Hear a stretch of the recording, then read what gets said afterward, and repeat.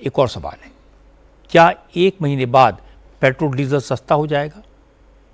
इसका जवाब यह कि अगर मिडिल ईस्ट में शांति हो जाए, सप्लाई चेन दुरुस्त हो जाए, तो तेल के दाम और भी कम हो जाएंगे। लेकिन शांति कब होगी? शांति तभी होगी जब अमेरिका और ईरान के बीच में पीस डील हो जाए।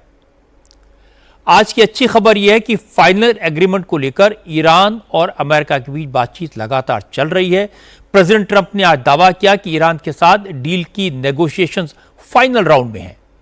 हालांकि ट्रंप यह बात पहले भी कई बार कह चुके हैं, लेकिन आज ट्रंप ने कुछ डिटेल्स शेयर की और यह बताया कि असल में बात कहां अटकी है। असल में मामला इजराइल की जिद के कारण अटका हुआ है। ईरान चाहता है कि डील में सिर्फ ईरान की बात ना हो, लड़ाई सभी मोर्चों पर एक साथ बंद हो। इजराइल भी लेबनान पर हमले न करने की गारंटी दे, लेकिन इजराइल यह कमिटमेंट करने को तैयार नहीं है।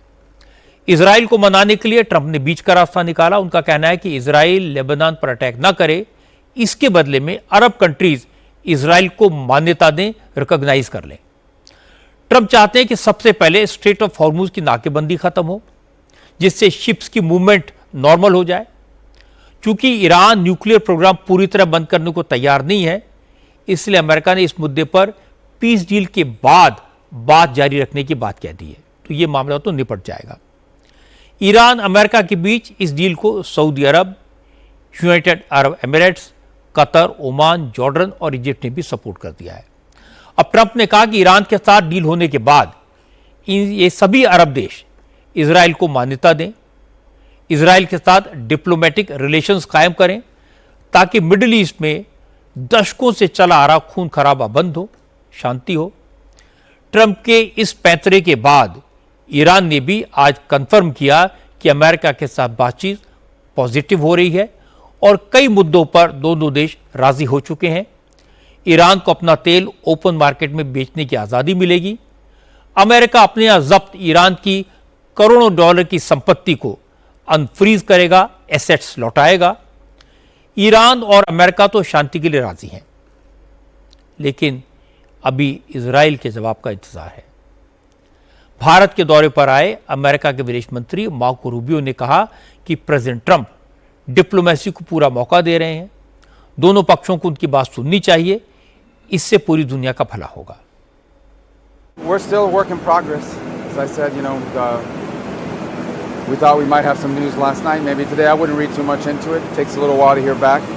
So we have what I think is a pretty solid thing on the table in terms of their ability to open up the straits, get the straits open, enter into a very real, significant, time-limited negotiation on the nuclear matters.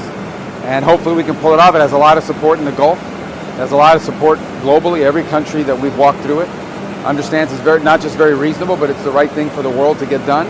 As the president said, he's not in a hurry. He's not going to make a bad deal. I mean, the president's not going to make a bad agreement. So let's see what happens. We're going to give diplomacy every chance to succeed before we explore the alternatives. Marco Rubio ने अंग्रेजी में जो कहा उसका translation आपको बता देता हूं। उनका कहना है कि ईरान के साथ डील फाइनल करने को लेकर अभी बातचीत चल रही है। प्रेसिडेंट ट्रंप किसी तरह की जल्दबाजी में नहीं है, लेकिन इस बात की पूरी उम्मीद है कि दोनों देश डील के लिए राजी हो जाएंगे। इससे स्ट्रेट ऑफ हॉर्मुज से जहाजों की आवाजाही फिर से शुरू हो जाएगी और इसका फायदा पूरी दुनिया को होगा। और इसीलिए दुनिया के सभी देश ईरान और अमेरिका के बीच होने वाली डील को सपोर्ट कर रहे हैं। पूरी दुनिया चाहती है कि ट्रंप की ईरान के साथ डील हो जाए और जंग पूरी तरह बंद हो जाए, क्योंकि इस ईगो की लड़ाई ने पूरी दुनिया का नुकसान किया है।